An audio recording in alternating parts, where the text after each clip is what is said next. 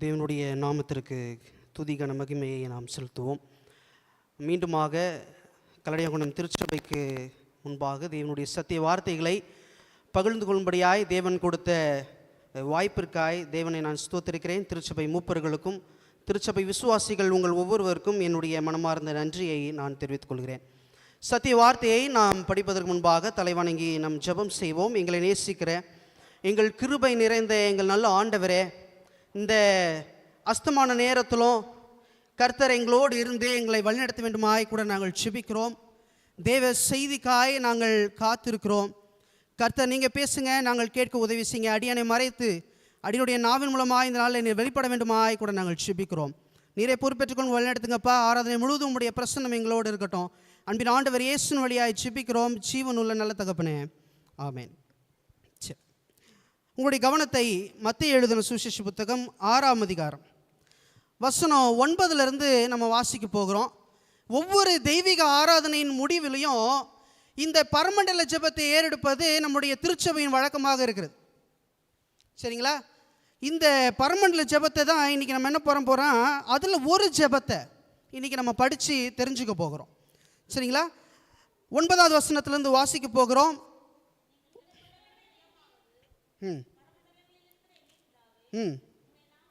உம்முடைய நாமம் பரிசுத்தப்படுவதாக, உம்முடைய ராஜ்யம் வருவதாக, உம்முடைய சித்தம் பரமண்டலத்திலே செய்யப்படுகிறது போல பூமியிலேயும் செய்யப்படுவதாக, எங்களுக்கு வேண்டிய ஆகாரத்தை இன்று எங்களுக்கு தாரும், எங்கள் கடனாளிகளுக்கு நாங்கள் மன்னிக்கிறது போல எங்கள் கடன்களை எங்களுக்கு மன்னிக்கும். இந்த வசனத்தை அப்படி நிப்பாட்டுவோம். இன்றைக்கி நம்மளுடைய தியானம் என்ன அப்படின்னு சொன்னால், மத்தேயு 6ஆம் அதிகாரம் 12வது வசனம். எங்கள் கடனாளிகளுக்கு நாங்கள் மன்னிக்கிறது போல எங்கள் கடன்களை எங்களுக்கு மன்னியும். தொடர்ந்து இதுக்கு மேலே உள்ள வசனத்தெல்லாம் நம்ம வாசிச்சோன்னா, உம்முடைய ராஜ்யம் வருவதாக, உம்முடைய சித்தம், ஆண்டவரே நீங்கன்னு சொல்லி ஆண்டவரை நம்ம துதித்து கொண்டே வருவோம். இந்த வசனத்தில் நம்ம வாசிக்கும் போது அதில் என்ன ஒரு காரியம் இருக்குங்கிறத நீங்கள் நிப்பாட்டி வாசிச்சிங்கன்னா புரியும். இது வரைக்கும் நம்ம ஆண்டவரை முன்னாடி நிப்பாட்டிகிட்டு இருந்தோம். இப்போ யாரை நிப்பாட்டிக்கிறோன்னா நம்மளை கொண்டு போய் முன்னாடி நிப்பாட்டிடும். எங்கள் கடனாளிகளுக்கு நாங்கள் மன்னிக்கிறது போல எங்கள் கடன்களை எங்களுக்கு மன்னியும். இதை தொடர்ந்து நீங்கள் லூக்காவில் வாசிங்கன்னு சொன்னால், இந்த கடனுங்கிற வார்த்தைக்கு பதிலாக இன்னொரு வார்த்தை இருக்குது. என்ன வார்த்தை இருக்குது? லூக்கா 11ஆம் அதிகாரம் 4வது வசனம். எங்கள் பாவங்களை எங்களுக்கு மன்னியும், நாங்களும் எங்களிடத்தில் கடன்பட்ட எவனுக்கும் மன்னிக்கிறோமே. இப்போது ஆண்டவர் மன்னிக்கிறாரு, அதுபோல் நாங்கள் மன்னிக்கிறது உதவி செய்யுங்கன்னு சொல்லி நம்ம ஜெபம் பண்ணலை. ஆண்டவரே நான் என் கடன்பட்ட என்னுடைய கடனாளிகளுக்கு, என் சகோதரனுக்கு, என் உறவினருக்கு நான் மன்னிக்கிறேன், அதுபோல் ஏன் பாவத்தை மன்னிங்கன்னு சொல்லி நம்ம ஜெபம் பண்ணுறோம். நல்லா புரிஞ்சுக்கணும். நம்முடைய ஜெபம் நம்ம ஏறெடுக்கும் போது இதை நம்ம கரிசனையாய், இது உண்மையிலே அர்த்தம் புரிஞ்சு தான் நம்ம ஜெபம் பண்ணுறோமா பரமண்டல ஜெபத்தை அப்படிங்கிறத நீங்கள் சிந்தித்து பார்க்கணும். ஏன்னா நான் ஏன் கடன்பட்ட, எனக்கு கீழே கடன்பட்ட எல்லாருக்கும் நான் மன்னிக்கிறேன் அப்படிங்கிறத நம்ம ஜெபம் பண்ணுறோம். சற்று நிப்பாட்டி யோசிச்சு பாருங்க. நம்மளுடைய கடனாளிகளுக்கு, அதாவது நமக்கு விரோதமாக யாராவது பாவம் செய்திருப்பாங்கன்னு சொன்னால் அவர்களுடைய பாவத்தை நம்ம மன்னிக்கிறோமா? தெளிவாக நம்ம இந்த வசனத்தை நம்ம சொல்கிறோம். ஆண்டவரை ஏன் பாவத்தை, என்னுடைய கடனாளிகளுக்கு நான் பாவத்தை மன்னிக்கிறேன், அது போல் ஏன் கடனை மன்னிங்க, ஏன் பாவத்தை மன்னிங்கன்னு சொல்லி நாம் ஜெபம் பண்ணுறோம். சரிங்களா? அப்படின்னு சொன்னால் இந்த மன்னிக்க முடியாத நிலைக்கு நம்ம எவ்வாறு தள்ளப்படுகிறோம்? ஒரு 3 விஷயந்தான். நம்முடைய வாழ்க்கையில் ஒருத்தரை நம்ம மன்னிக்க முடியல அப்படின்னு சொன்னால், அந்த மன்னிக்க முடியாத நிலைக்கு தள்ளப்படுகிற காரியம் 3 விஷயம். பிறரால் ஏற்பட்ட தாங்க முடியாத வலி. ஒருத்தரால் நமக்கு தாங்க முடியாத வலி வந்துருச்சுன்னு சொன்னால் அவங்கள நம்ம வாழ்க்கையில் மன்னிக்க மாட்டோம். 2வது, சரியான நியாயம் கிடைக்கல அப்படின்னு சொன்னால் அவங்களுடைய பாவத்தை, அவங்களுடைய குற்றத்தை நம்ம மன்னிக்க மாட்டோம். 3வது, நம்ம சில நேரத்தில் ஏதாவது ஒரு சண்டையில், ஒரு பிரச்சனையில் நம்ம நினைக்கிறது இவங்கெல்லாம் மன்னிப்புக்கே தகுதி இல்லாதவன் சொல்லி நம்ம நியாயம் தீர்க்கிறதுனால. 3 விஷயந்தான் நம்ம பிறரை மன்னிக்க முடியாத நிலைக்கு தள்ளப்படுகிற ஒரு காரியம். அப்படின்னு சொன்னால் ஆண்டவருடைய மன்னிப்பு நமக்கு அவசியமா? ஏன்னா நம்ம ஜெபம் பண்ணுற, ஆண்டவரே என்னுடைய கடனாளிக்கு நான் மன்னிக்கிறேன், அதுபோல் யாருடைய பாவத்தை மன்னிங்க, ஏன் பாவத்தை மன்னிங்க. அப்போ ஆண்டவருடைய பாவ மன்னிப்பு நமக்கு அவசியமா? ஆண்டவருடைய மன்னிப்பு நமக்கு அவசியமா? ஏன்னா பல பேர் என்ன மனசில் நினைக்கிறேன்னு சொன்னால், நான் பாவம் செஞ்சால் தானே ஆண்டவரோட மன்னிப்பு எனக்கு தேவை. நான் பாவம் செஞ்சால் தான் ஆண்டவர் மன்னிப்பு எனக்கு தேவை, நான் மற்றவனை மன்னிக்கணும், இந்த வேலையே இல்லையா, நான் பாவம் செய்யலை அப்படின்னு சொல்லி நம்ம சில நேரத்தில் நினச்சிக்கிட்டு இருக்கோம். ஆனால் சில நபர்களுக்கு இந்த கேள்வி எழும்பலாம், ஆண்டோடைய மன்னிப்பு ஏன் அவசியம் அப்படின்னு சொல்லி. ஏன்னு சொன்னால் ரோமர் 3:23 நம்ம வாசிக்கிறோம், எல்லோரும் பாவம் செய்து தேவ மகிமையற்றவர்களாகி. இந்த உலகத்தில் யாருமே நீதிமான் சொல்கிறது கிடையாது. தேவன் ஒருவரை தவிர இந்த உலகத்தில் யாரும் நீதிமான் கிடையாது. அப்படின்னு சொன்னால் என் பாவத்தை ஆண்டவர் மன்னிப்பாருன்னு சொன்னால் நான் பாவியா? ஒருவேளை இந்த உலகத்தில் எல்லாரும் பாவம் செய்கிறாங்க, எல்லாரும் தேவ மகிமையற்றவர்களாக ஆயிட்டாங்கன்னு சொன்னால் அப்போ நான் பாவியா? சரி, ஒரு 14 குணங்களை நான் இங்கே போட்டிருக்கிறேன், சரிங்களா? இது எல்லாத்தையும் அப்படி வாசிச்சு பாருங்கள். இதில் நம்ம ஏதாவது ஒரு விஷயத்தில் நம்ம இருக்கிறோமா, இதை நம்ம வாழ்க்கையில் இந்த குணம் இருக்கா அப்படிங்கிறத பாருங்கள். நம்ம பாவியான்னு இந்த கேள்வியை வரதுக்கு முன்னாடி இந்த காரியத்தை படிப்போம், நம்ம பாவியா இல்லையான்னு தெரிஞ்சிடும். முதல் விஷயம், நம்ம வாழ்க்கையில் கோபம் இருக்கா, யோசிச்சு பாருங்கள். ரெண்டாவது, வெறுப்பு இருக்கா, யோசிச்சு பாருங்கள். கசப்பு, மனதில் பேணுதல், பொறாமை, பெருமை, தன்னலம், கேலி கிண்டல். இந்த குணம் பொதுவாக ஒரு 2 நண்பர்கள் சேர்ந்துட்டாலே இந்த கேலி கிண்டல் ஆரம்பிச்சிடும். எப்படியாவது ஒரு 3வது மனுஷனை பற்றி நம்ம பேசினா தான் அங்கே கொஞ்சம் ஜாலியாக கொஞ்சம் சந்தோஷமாக இருக்கும். பொய் பேசுதல், அநியாயம், புறக்கணித்தல், மற்றவர்களுக்கு சேதம் செய்வது, உதவி தேவைப்படுவோருக்கு உதவாமல் தவிர்த்தல். இது பல பேர் இந்த அனுபவத்தை நம்ம சந்திச்சிருப்போம். உதவி தேவைப்படுவதற்கு உதவாமல் தவிர்த்தல், பிறரை பற்றி தவறான தகவல்களை பரப்புதல். ஒருத்தரை பற்றி நம்மளுக்கு முழுசாக தெரிஞ்சிருக்காது, ஒரு விஷயத்தை அறகுறையாக கேள்விப்பட்டிருப்போம், அந்த விஷயத்தை அப்படியே நம்ம பரப்புறது, கெட்ட வார்த்தை பேசுவது. இந்த குணத்தெல்லாம் அப்படியே யோசிச்சு பாருங்கள்.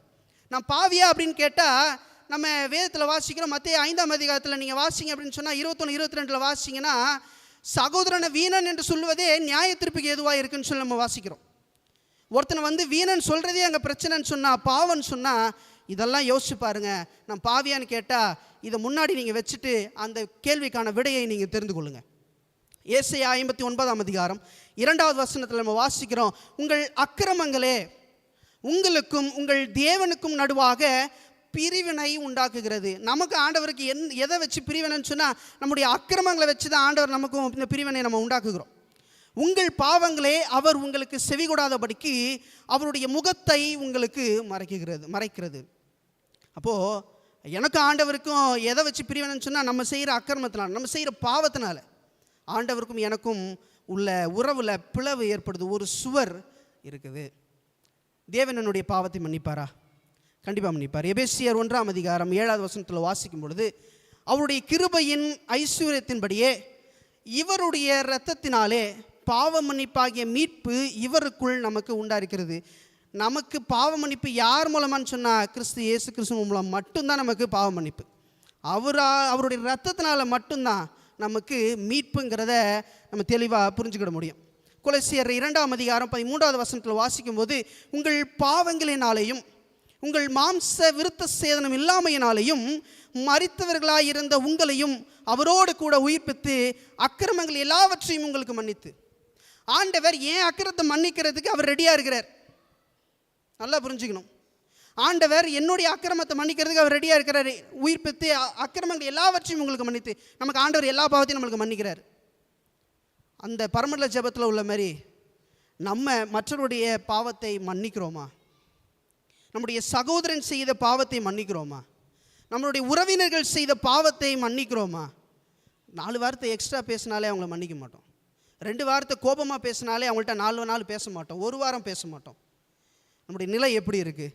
ஆண்டவராக இயேசு கிறிஸ்து பழைய ஏற்பாட்டில் மன்னிக்கிறா இருக்கிறார், புதிய ஏற்பாட்டிலையும் மன்னிக்கிறா இருக்கிறார்.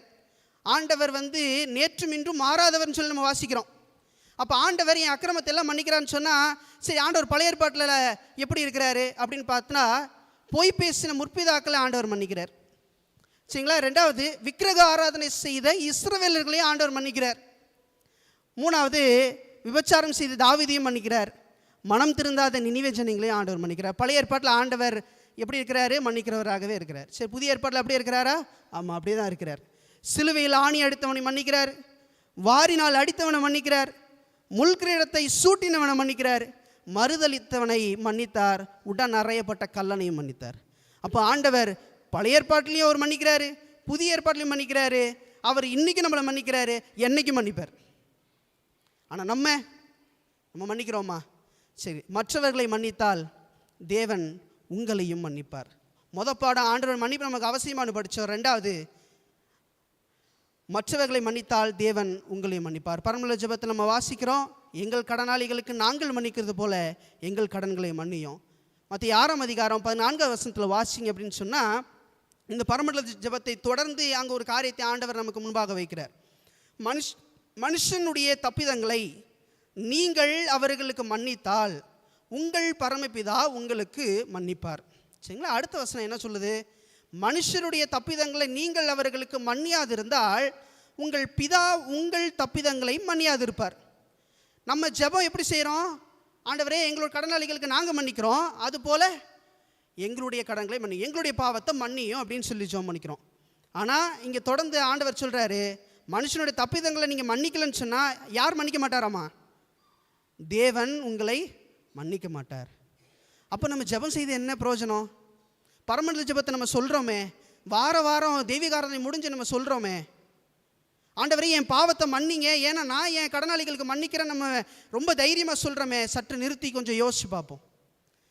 வசனம் ரொம்ப தெளிவாக சொல்லுது, நீங்கள் மனுஷருடைய தப்பிதங்களை நீங்கள் மன்னிக்கலை அப்படின்னு சொன்னால் ஆண்டவர் உங்களை மன்னிக்க மாட்டார்.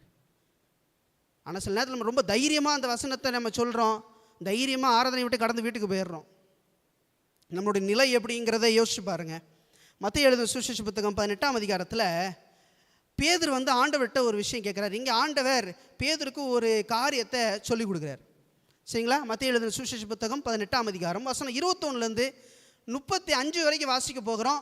ரொம்ப ஆழமான சத்தியத்தை ஆண்டவர் அங்கே பேதுருக்கு கற்றுக் கொடுக்குறார். சரிங்களா? வசனம் 21லேருந்து வாசிக்கிறேன். மத்தேயு 18ஆம் அதிகாரம் 21லேருந்து 35 வரைக்கும் நம்ம வாசிக்க போகிறோம். கவனமாக கேளுங்க. 21லேருந்து வாசிக்கிறேன். அப்பொழுது பேதுரு அவரிடத்தில் வந்து, ஆண்டவரே, என் சகோதரன் எனக்கு விரோதமாய் குற்றம் செய்து வந்தால் நான் எத்தனை தரம் மன்னிக்க வேண்டும்? 7 தரம் மட்டுமோ என்று கேட்டான். அதுக்கு ஆண்டவர் பதில் கொடுக்குறாரு பாருங்க. அதற்கு இயேசு, 7 தரம் அல்ல, 7 70 தரம் மட்டும் உனக்கு சொல்லுகிறேன். எப்படி எனில், இங்கே ஒரு ஓமையை அவர் சொல்கிறார். எப்படி எனில், பரலோக ராஜ்யம் தன் ஊழியக்காரரிடத்தில் கணக்கு பார்க்க வேண்டும் என்றிருந்த ஒரு ராஜாவுக்கு ஒப்பாயிருக்கிறது. அவன் கணக்கு பார்க்க தொடங்கின போது 10,000 தாலந்து கடன்பட்ட ஒருவனை அவனுக்கு முன்பாக கொண்டு வந்தார்கள்.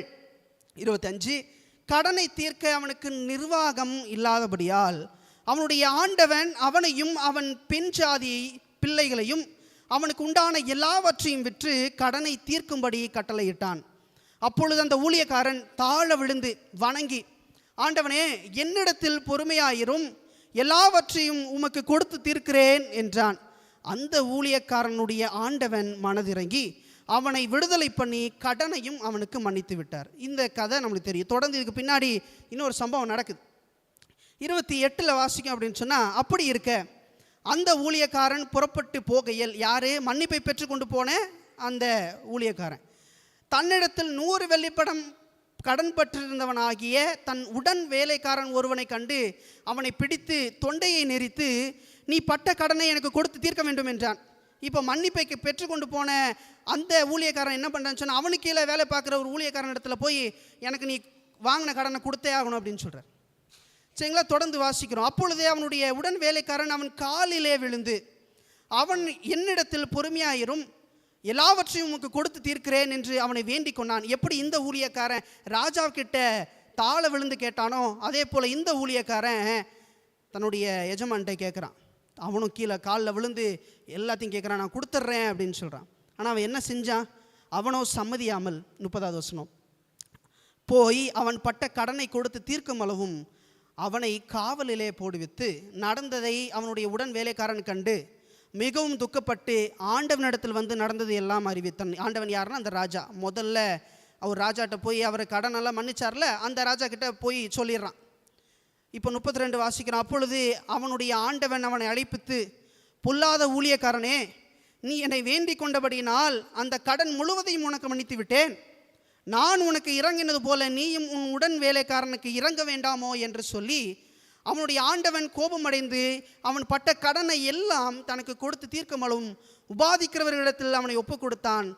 35வது வசனம் தான் ரொம்ப ஹைலைட்டான வசனம். நீங்களும் அவனவன் தன் தன் சகோதரன் செய்த தப்பிதங்களை மனப்பூர்வமாய் மன்னியாமற் போனால் என் பரமபிதாவும் உங்களுக்கு இப்படியே செய்வார் என்றார். அந்த ராஜா கிட்ட போய் கேட்ட வேலைக்காரனுக்கு மன்னிப்பு கிடச்சிச்சு. ஆனால் இந்த வேலைக்காரனுக்கு கீழே வேலை செய்கிற ஒரு வேலைக்காரனுக்கு இவனால் மன்னிக்க முடியல.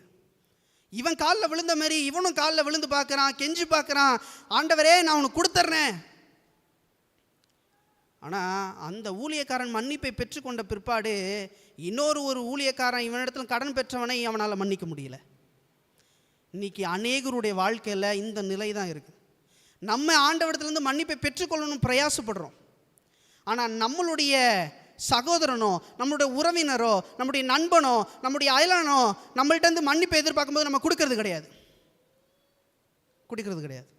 ஏன் திருச்சபையில் உட்காந்துருக்கிறோம், பக்கத்தில் இருக்கிறவங்களே நம்மளால் மன்னிக்க முடியல, முன்னாடி பின்னாடி இருக்கிறவங்களே நம்மளால் மன்னிக்க முடியல.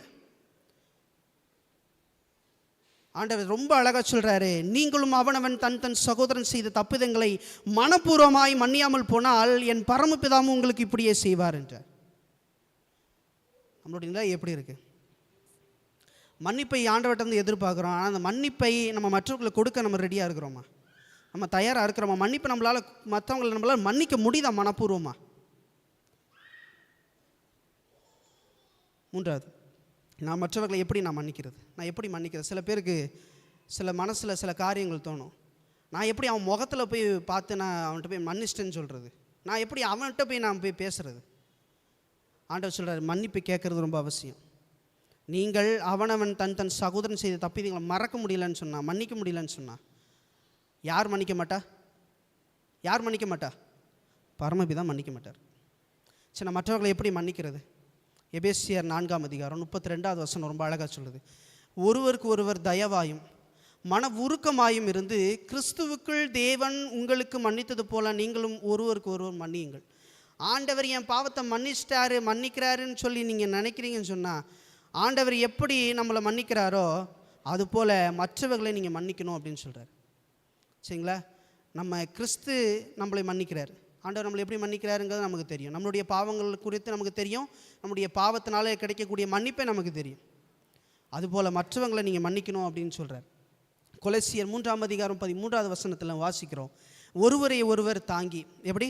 ஒருவரை ஒருவர் தாங்கி ஒருவர் பேரில் ஒருவருக்கு குறைபாடு உண்டானால் கிறிஸ்து உங்களுக்கு மன்னித்தது போல் ஒருவருக்கு ஒருவர் மன்னியுங்கள்.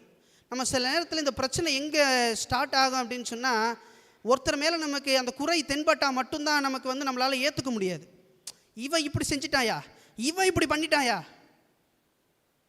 ஆண்டவர் சொல்கிறாரு, ஒருவரை ஒருவர் தாங்கி ஒருவர் பேரில் ஒருவருக்கு குறைபாடு உண்டானால், ஒருத்தவன்ட்ட கண்டிப்பாக குறை இருக்குன்னு தெரிஞ்சிச்சுன்னு சொன்னால் கிறிஸ்து உங்களுக்கு மன்னித்தது போல் ஒருவருக்கு ஒருவர் மன்னியுங்கள்.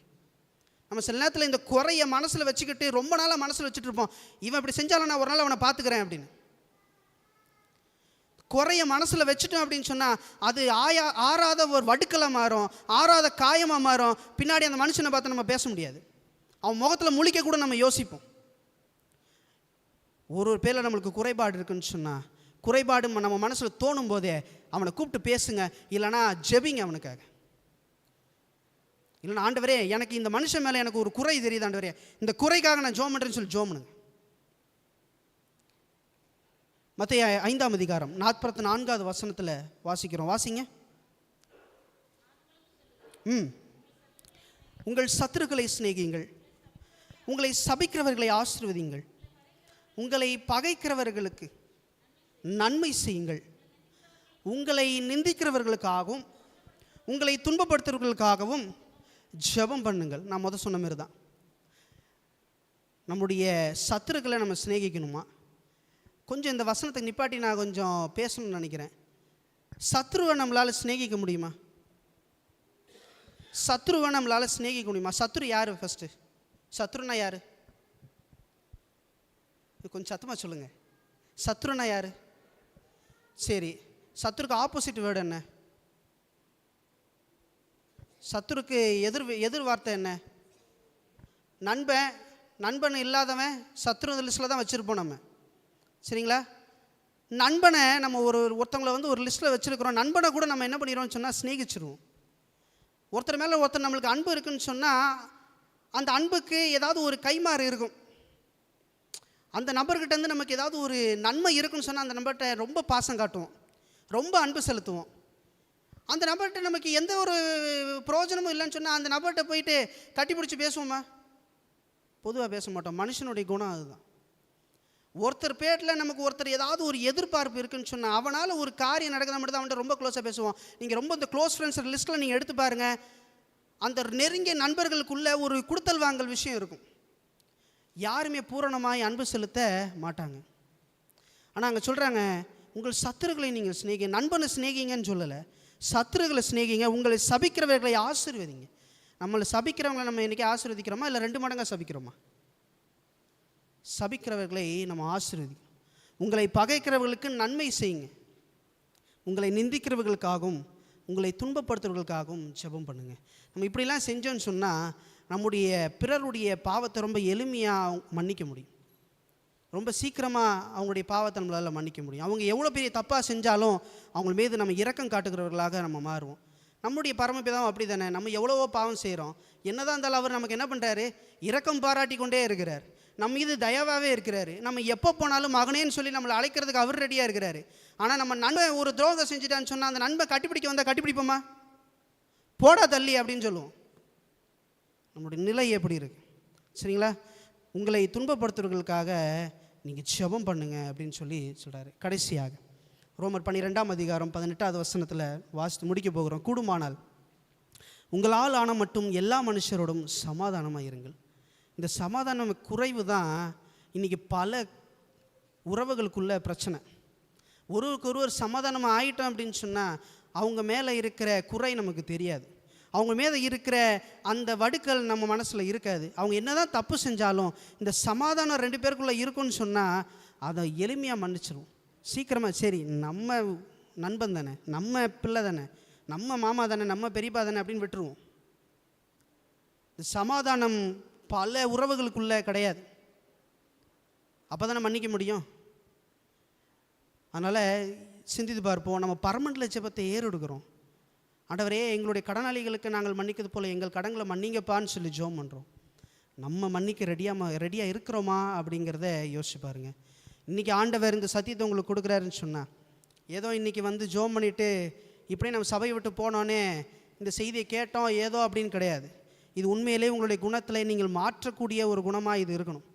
மன்னிக்க முடியாத நிலையில் இன்றைக்கி யாராவது இங்கே உட்காந்துருப்பீங்கன்னு சொன்னால் தேவ சமூகத்தில் இன்றைக்கி நீங்கள் ஒப்பு கொடுங்க. ஆண்டவரே, நான் பரமண்டல ஜெபத்தை ஏறெடுக்கிறேன், ஆனால் என்னால் ஒருத்தரை மன்னிக்க முடியலை. என் பாவத்தை நீங்கள் மன்னிக்கிறீங்க ஆண்டவரே, அதுபோல் நான் எல்லோருடைய பாவத்தையும் பிறருடைய கடனையும் நான் மன்னிப்பதற்கு என் குணத்தை மாற்றுங்கப்பா அப்படின்னு சொல்லி சொல்லுவோம். நம்ம கிறிஸ்துவன் சொல்கிறோம். கிறிஸ்துவுடைய குணத்தை உடையவர்கள் தான் கிறிஸ்துவன் நம்ம சொல்ல முடியும்.